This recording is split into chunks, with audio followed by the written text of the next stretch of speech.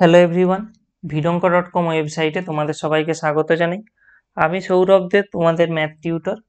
এখানে তোমাদের সঙ্গে দেখো একটি ডিটারমিনেন্ট বা নির্ণায়কের প্রশ্ন নিয়ে আলোচনা করছি। আমাদেরকে সারাস রুলের সাহায্যে বা সারাস নিয়মের সাহায্যে এই নির্ণায়কের মান নির্ণয় করতে বলা হচ্ছে।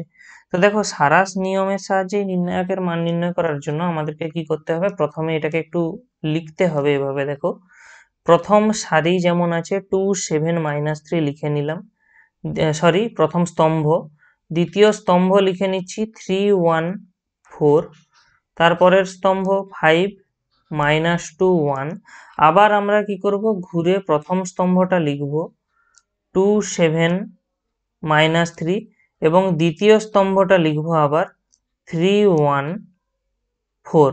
ঠিক আছে, তাহলে আমাদের মোটামুটি সারাস নিয়মের সাহায্যে নির্ণায়কটি নির্ণয় করার জন্য যেটা দরকার সেটা পেয়ে গেছি। একটা জিনিস মনে রাখা দরকার যে সারাস নিয়মটা সবসময় 3x3 এরকমই নির্ণায়ক হওয়া দরকার, তবেই আমরা নির্ণয় করতে পারবো। তো এটা সারাস নিয়মের সাহায্যে যে নির্ণায়কের মান, দেখো সেটা কিভাবে আমাদের নির্ণয় হবে। নির্ণায়কের মান ইকুয়াল টু, প্রথমে আমাদের এই কোণাকুনি গুণ হবে কর্ণ বরাবর। তাহলে দেখো 2 1 1 গুণ হচ্ছে, তাহলে 2 × 1 × 1। তারপরে যোগ হবে, এই দেখো এখান থেকে শুরু হবে 3 -2 -3। তাহলে এরা গুণ হলে কত হবে, দেখো 3 2 6 3 18। আর যেহেতু এখানে মাইনাস সাইন ছিল এবং এখানেও মাইনাস সাইন ছিল, তাহলে ওটা এখানে আমরা লিখে দিচ্ছি 3 × -2 × -3 যেমন আছে লিখে দিচ্ছি, পরে আমরা ক্যালকুলেট করব। তারপরে আমাদের দেখো এই কোণাকুনির ডায়াগোনাল বরাবর বা কর্ণ বরাবর গুণ হবে, অর্থাৎ আমরা এখান থেকে কত পেয়ে যাবো না 5 × 7 × 4। এই হলো আমাদের এই সাইডে যেগুলো আমরা এলিমেন্ট গুলো দেখো গুণ করেছি এবং প্রত্যেকটা গুণগুলোকে যোগ করেছি।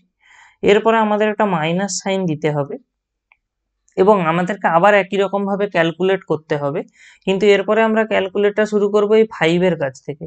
এবারে গুণ হবে এই কর্ণ বরাবর 5 1 -3, 5 × 1 × -3। তারপরে একইভাবে দেখো গুণ হবে 2 -2 4, 2 -2 4 এবং লাস্টে আমাদের গুণ হবে 3 7 1। তো দেখো এই হয়ে গেল আমাদের এই যে সারাস রুল অনুযায়ী যে নির্ণায়কের মানটা নির্ণয় করতে বলা ছিল, এইভাবেই অ্যাকচুয়ালি নির্ণয় করতে হবে। তো এরপরে আমাদের কাজ কি হবে, আমাদের কাজ হবে জাস্ট একে সিম্পলিফাই করা।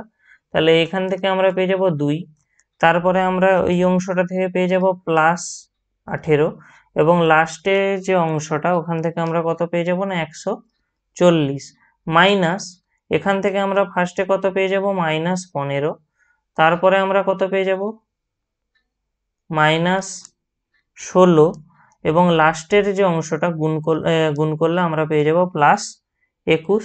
তাহলে এখান থেকে আমরা পেয়ে যাব ইকুয়াল, এখানে আমাদের আসবে কত 160 বা 160, মাইনাস এইটা যখন আমাদের হিসাব হবে আমরা এখান থেকে পেয়ে যাব -31 +21। আর এই অংশটার হিসাব কত আসবে -10। তাহলে আমাদের কত আসবে অ্যাকচুয়ালি 160 -10 মানে 160। দেখো এখানের মাইনাস আর এখানের মাইনাস মিলিয়ে +10 হয়ে যাবে, তাহলে আমরা পেয়ে যাচ্ছি 170। তো আমাদের সারাস নিয়মের মাধ্যমে আমরা এই ডিটারমিনেন্ট বা নির্ণায়কের যে মান সেটা পেয়ে গেলাম কত 170। ভিডঙ্ক.com ওয়েবসাইটে এই ম্যাথটি দেখার জন্য তোমাদেরকে অসংখ্য ধন্যবাদ জানাই। এরকমই নানা প্রশ্ন এবং তাদের সমাধানের জন্য তোমরা আমাদের ওয়েবসাইটটি ভিজিট করো।